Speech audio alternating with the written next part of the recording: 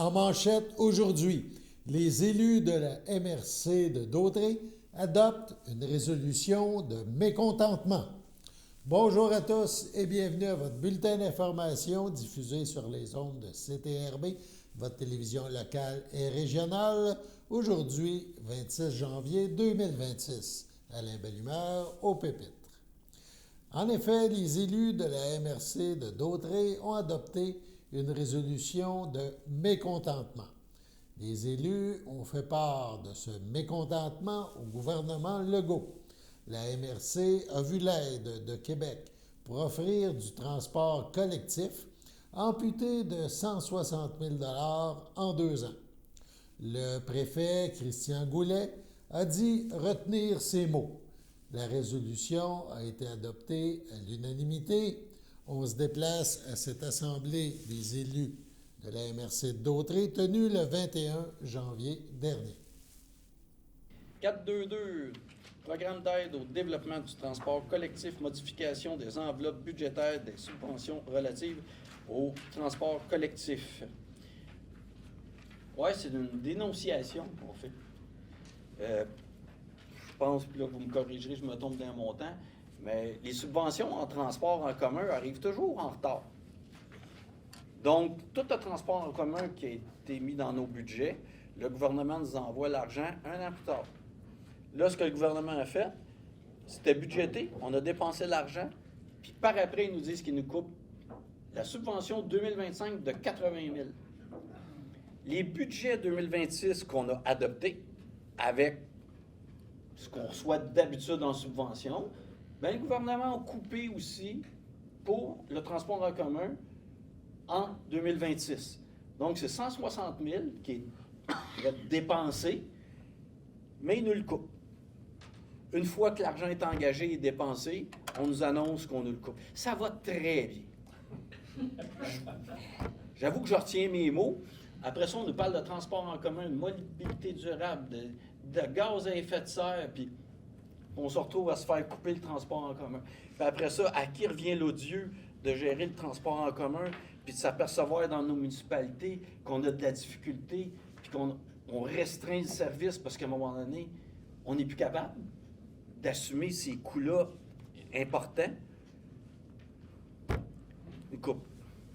Donc, c'est une résolution de mécontentement vis-à-vis du gouvernement. Donc, proposé par M. Lahaye, appuyé par M. Gravel, à ma droite, à ma gauche. Merci. Restons à la MRC de Dautrey. Sainte-Élisabeth rentre au bercail. Faisant bande à part ces derniers mois dans différents dossiers, la municipalité de Sainte-Élisabeth réintègre notamment le giron de la MRC de Dautrey en matière de compétences téléphoniques, communication d'urgence et compétences informatiques, compétences qu'elle avait quittées. Le retour au bercail a été officialisé lors de la séance du 21 janvier dernier des élus de la MRC de Dautrey. On a un extrait de cette séance. 4.14, demande d'ajustissement de la municipalité de d'assujettissement de la municipalité de Sainte-Élisabeth pour les compétences en matière de téléphonie IP, communication d'urgence et compétences informatiques. Donc, c'est à la demande de Sainte-Élisabeth du nouveau conseil de ville de réintégrer les compétences en TI, n'est-ce pas? Et c'est à partir du 1er février.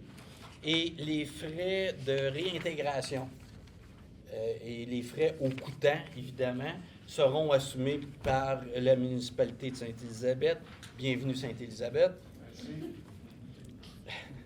Donc, proposé par M. Savignac, appuyé par M. Gravel, à ma droite, à ma gauche.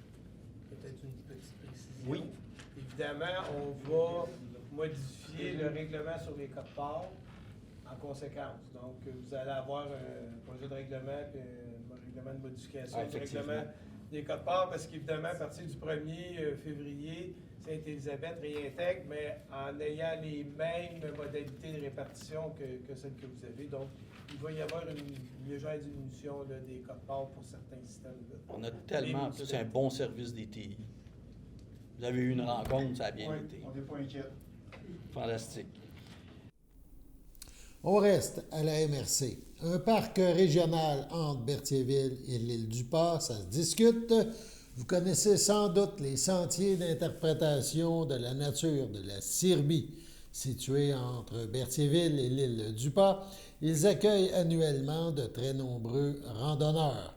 L'île du Mitant fait partie de cet endroit enchanteur opéré par la Société de conservation, d'interprétation, de recherche de Berthier et ses îles, la Sirbie.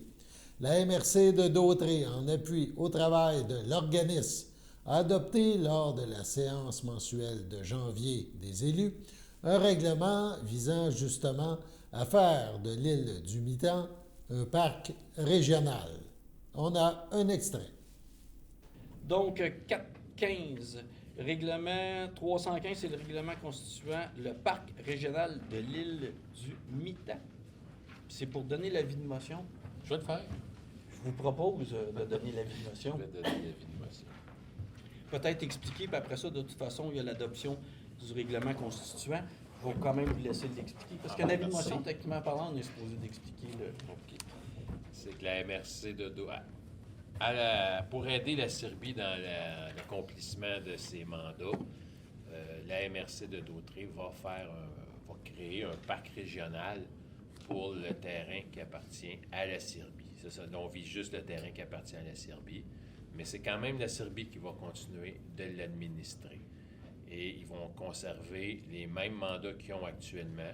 Le but, c'est d'être capable de lui fournir l'aide qu'il y a à l'interne. Ici, à MRC, on pense à développement économique, on pense à toutes les ressources qu'on a à l'interne, qu'on va pouvoir les aider. En environnement, effectivement, en urbanisme aussi, en patrimoine.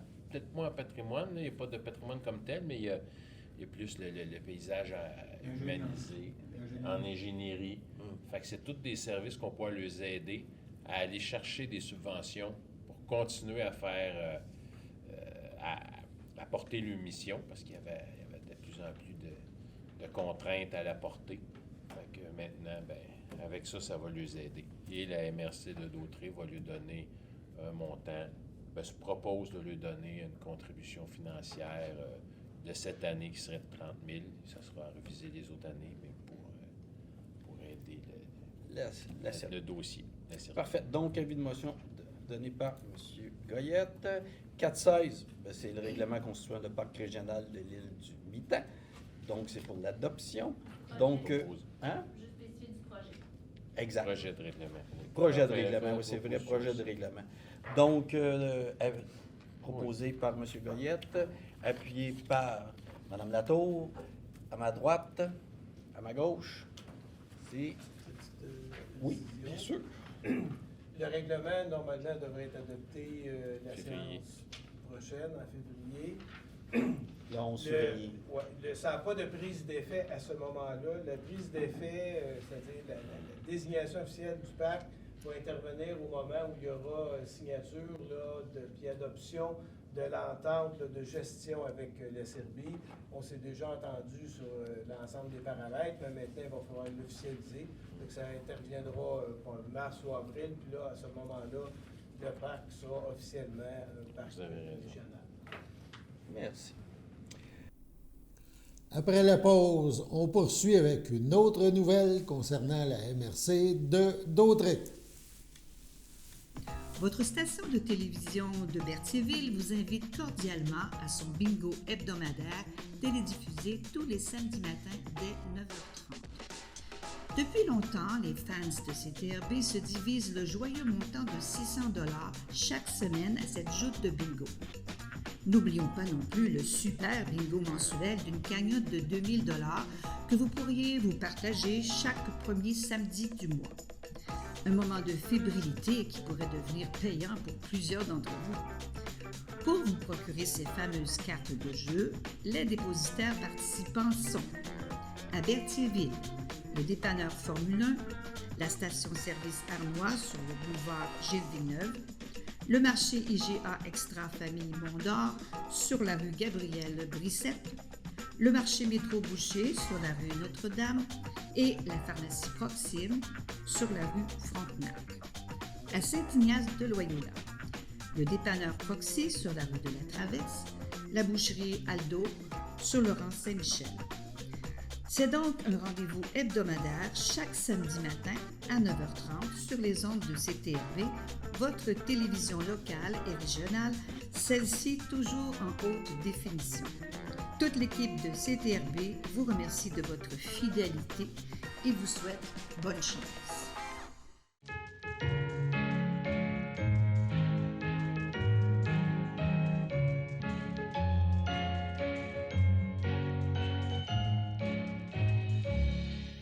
Voici les anniversaires en ce 26 janvier. La FADOC de l'île du Pas souhaite bonne fête à Linda Chevalier et à Jean-Pierre de Grandpré. C'est votre anniversaire aujourd'hui, en ce 26 janvier 2026.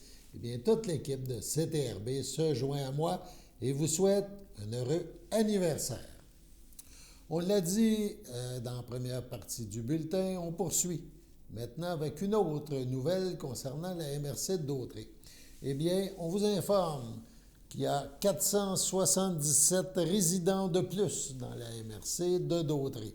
En effet, lors de l'Assemblée mensuelle de janvier, les maires de la MRC de Dautrey ont appris que la population, que les gens qui ont pignon sur rue sur leur territoire, s'est accrue de 477 personnes entre 2025 et 2026. Les 15 municipalités de la MRC comptent maintenant, selon le décret du gouvernement du Québec, un total de 47 664 personnes. Il était, au début de 2025, de 45 187 personnes. La plus forte augmentation est à Ville-Saint-Gabriel. On parle de 124. À Lavaltrie, la hausse est de 105. Lanoraie prend le troisième rang avec 97. Berthierville suit avec une augmentation de 83 résidents. 3 municipalités comptent moins d'habitants. On parle de Sainte-Geneviève de Berthier, moins 43, Saint-Cuthbert, moins 16 et Saint-Didas, moins 12. 33 % des résidents de la MRC de Dautrey vivent à Lavaltrie, 12 % à Lanoraie, un peu moins de 10 % à Berthierville. Ce décret gouvernemental sert de base à l'établissement du nombre de votes pour chacune des municipalités lors des séances du Conseil des maires. Avec plus de 16 000 résidents, Lavaltrie a 4 votes, Lanoraie en compte 2, la ville de Berthierville avec 4 601 résidents, et les 13 autres municipalités ont donc chacune un vote, parce qu'elles affichent toutes moins de 5 000 habitants. On a un extrait de la séance des maires à ce sujet. 4.4, décret de population 2026. On n'a pas besoin de tout ça, c'est juste pour information. Donc, on a reçu le décret. L'augmentation de la population là, pour l'AMRC au complet, c'est 477 personnes. 477 personnes. De plus dans la MRC. Excuse-moi. Non, pas Le total, c'est 260, à peu près. Dans tout non, je suis Donc, allé à l'autre hier. Ouais, là, on est rendu à 40. Ah, c'est ça. La MRC de Dautrey, c'est 400. Vous couvrez 50 montants.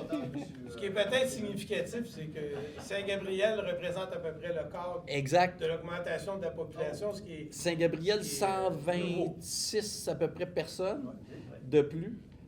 Nous autres, à la batterie, c'est une centaine à peu près de plus. Saint-Geneviève, on s'excuse. On a baissé de 40. Oui, oui. Oui, mais c'est... Non, on n'a pas de maison vide. Je suis content d'être battu là-bas.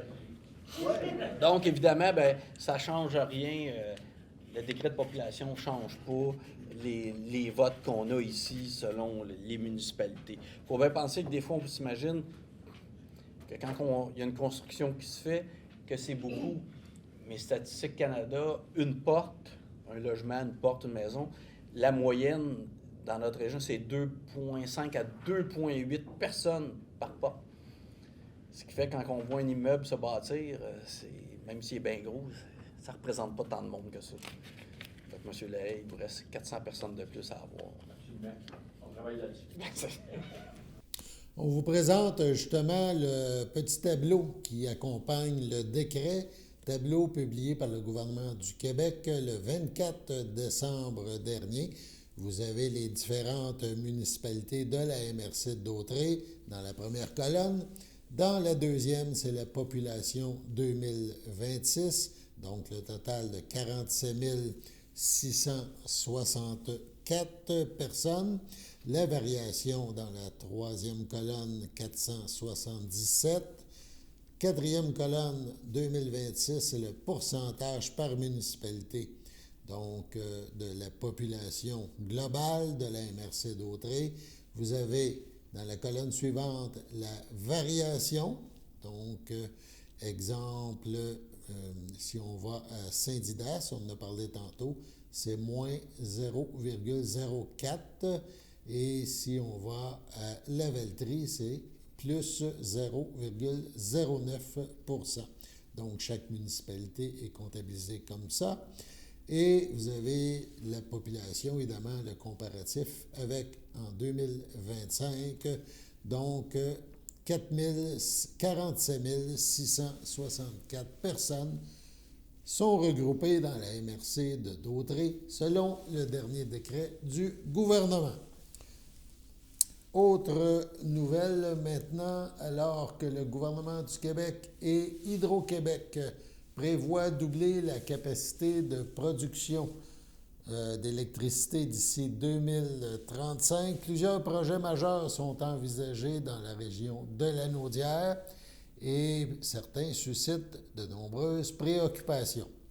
Pour faire le point à ce sujet, une conférence citoyenne intitulée « Quelle transition ?» se tiendra le samedi 7 février, 14 h, à la salle municipale de Saint-Gabriel de Brandon.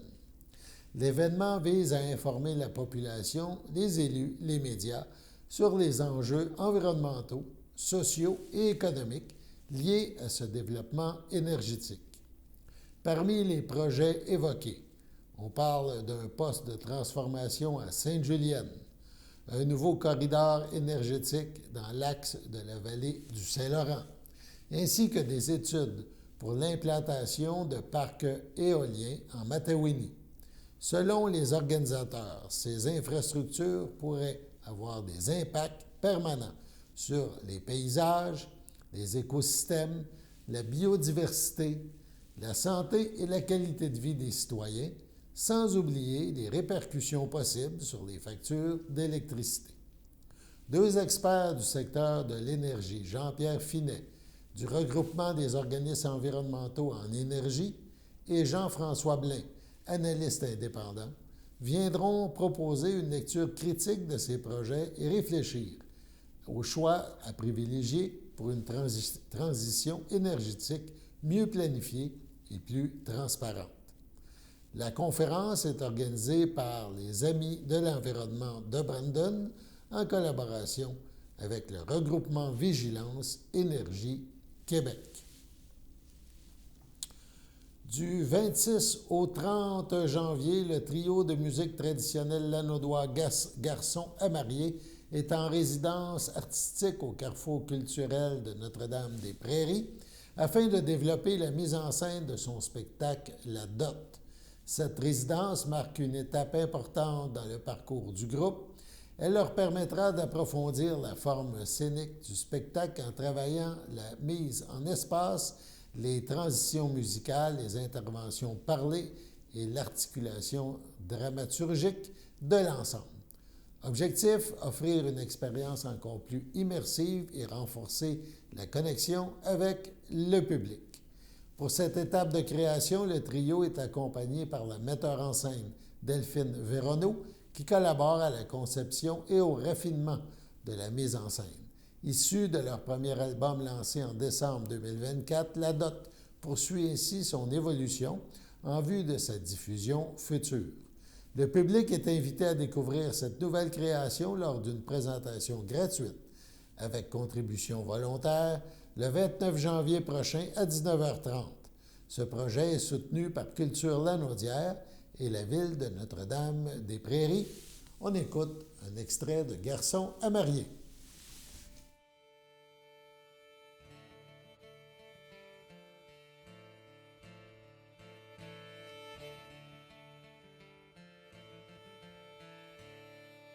C'est la petite Joséphine, ding-da-ding-da-ding-da-dou. C'est la petite Joséphine, une petite fille de par chez nous. Une petite fille de par chez nous, guidangui-dou. Elle portait une petite robe, ding-da-ding-da-ding-da-dou. Elle portait une petite robe de par chez nous. Une petite fille de par chez nous, guidangui-dou. On y voyait les petites montagnes, ding-da-ding-da-ding-da-dou. On y voyait les petites montagnes, et puis la chapelle et tout. Et puis la chapelle et tout, guidangui-dou. Pour entrer dans cette chapelle, ding-da-ding-da-ding-da-dou. Pour entrer dans cette chapelle, fallait s'y mettre à genoux. Fallait s'y mettre à genoux, guidangui-dou. Fallait s'y mettre à genoux, guidangui-dou. Présentez une chandelle, ding-da-ding-da-ding-da-dou. Présentez une chandelle qui n'avait pas de flamme au bout. Qui n'avait pas de flamme au bout, guidangui-dou. Qui n'avait pas de flamme au bout, guidangui-dou. S'il y avait-tu de la flamme, ding-da-ding-da-ding-da-dou. S'il y avait-tu de la flamme, ça aurait mis le feu partout. Ça aurait mis le feu partout, guidangui-dou. Ça aurait mis le feu partout, guidangui-dou. Ça aurait mis le feu dans les petites montagnes, ding-da-ding-da-ding-da-dou. Ça aurait mis le feu dans les petites montagnes, et puis dans chapelle et tout. Et puis dans chapelle et tout, guidangui-dou. Et puis dans chapelle et tout, guidangui-dou. Tous les pompiers de Mandeville, ding-da-ding-da-ding-da-dou. Tous les pompiers de Mandeville n'en seraient jamais venus à bout. N'en seraient jamais venus à bout, guidangui-dou. N'en seraient jamais venus à bout, guidangui-dou. N'en seraient jamais venus à bout. N'en seraient jamais venus à bout.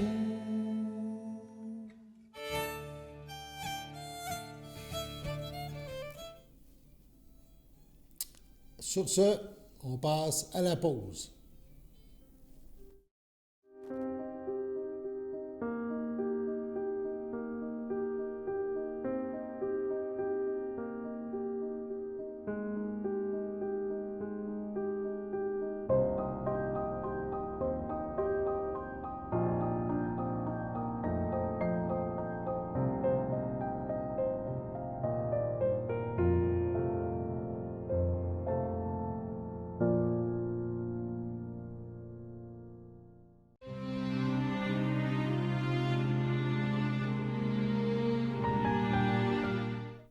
Au CHDL de Saint-Charles-Borromée, le 1er décembre dernier, à 73 ans, est décédée Mme Jocelyne Bérard, épouse de feu Yvon Plante, demeurant à Saint-Charles-Borromée, native de Saint-Barthélemy. Elle laisse dans le deuil ses fils Jonathan Plante, Véronique Allard, Frédéric Plante, ses petits-enfants Alexandre, Marie, Maxime, Nathan, Mélisande, Jacob et Étienne, ses frères, sa sœur, ses beaux-frères et belles-sœurs, Yvon Bérard, Denise Gauthier, Normand Bérard, Micheline Bérard, feu Rénal Bérard, Christiane Rousseau, Claude Bérard, Jocelyne Ladouceur, feu Pierrette Bérard, feu Germain Rinfray, Pierrette Plante, Rodrigue Roy, André Plante, feu André Roy, ainsi que plusieurs neveux, nièces, autres parents et amis. La famille vous accueillera samedi 31 janvier dès 13h. Au complexe funéraire Efterio, 741 Notre-Dame à Berthierville suivra une liturgie à la chapelle du complexe à 15h30. Mme Bérard sera inhumée au cimetière de Saint-Barthélemy à une date ultérieure.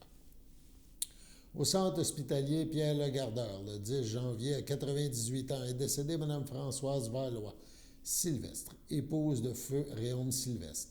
Elle laisse dans le deuil ses enfants, Mario, Paul, France, Ninon, Alain, Esther, ses petits-enfants Patrick, Audrey, Jean-François, Martine, Francis, Olivier, Andréane. Ses arrière-petits-enfants, Lucas, Abigail, Théo, Arthur. Ses sœurs, Gertrude, Suzanne et Rachel, ainsi que plusieurs parents et amis. La famille vous accueillera au complexe funéraire Thériault à Berthierville samedi, le 31 janvier dès 9h. Les funérailles seront célébrées en l'église de Saint-Cuthbert à 13h. L'inhumation de Mme Valois suivra au cimetière de Saint-Viateur. À son domicile, le 17 janvier dernier, à 81 ans, est décédée Mme Christine Kasproswitz, épouse de feu Jean Sluzarek, demeurant à Lanoret. Elle laisse dans le deuil ses fils, Stanley Sluzarek, Linda Chaput, Pierre Sluzarek, Chantal Gay, ses petits-fils, Alexandre et Maxime, ses frères, ses sœurs, ses beaux-frères et belles-sœurs, nièces, neveux et autres parents et amis. La famille vous accueillera dimanche, 1er février, dès 11h, au complexe funéraire Thériault à Berthierville. Suivra une liturgie à la chapelle du complexe à 15h30. Madame Kasprovix sera inhumée au cimetière de Lanoret à une date ultérieure.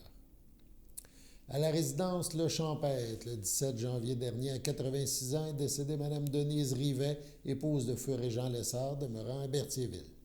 Elle laisse dans le deuil ses frères et sœurs Fernand Rivet, Muriel Blais, Cécile Rivet, feu Jean-Louis Barthes, feu Monique Rivet, Dolores Rivet, Normand Rivet, France Valois, Lise Rivet, Raymond Pépin, feu Nicole Rivet, feu Marcel Rivet, Fernande Rivet, son beau-frère Denis Grondin, on date neveu, ainsi que plusieurs neveux, nièces, autres parents et amis. La famille tient à remercier le personnel du Champêtre et du CLSC Berthier pour les bons soins prodigués à Mme Rivet.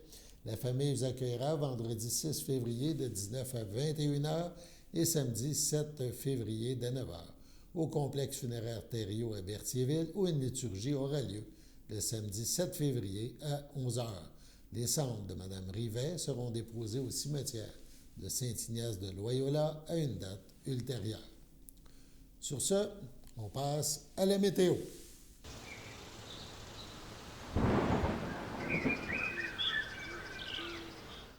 Donc, météo en cette soirée du 26, moins 12, c'est ce qui est prévu.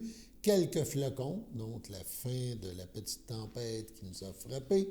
On parle de 40% de chance de précipitation, moins de 1 cm. Donc, c'est les résidus de cette dernière journée.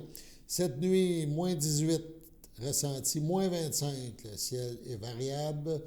On ne devrait pas avoir de précipitation. Donc, 27 janvier, demain matin, moins 19 au lever. Ciel variable, ressenti moins 26. Les vents seront quand même calmes, heureusement. On parle de 10 km/h, quelques rafales à 17. En après-midi, quelques flocons sont prévus. Moins 12, la température estimée, et le ressenti, moins 19. On parle de 1 cm, environ 1 cm de neige. Les chances sont de 40%. Demain soir, moins 15, ciel nuageux avec éclaircies, ressenti moins 20, c'est encore très froid. Et la nuit prochaine, moins 22, ressenti moins 29, donc c'est encore très frisquet. Voilà, c'était votre bulletin d'information. À demain.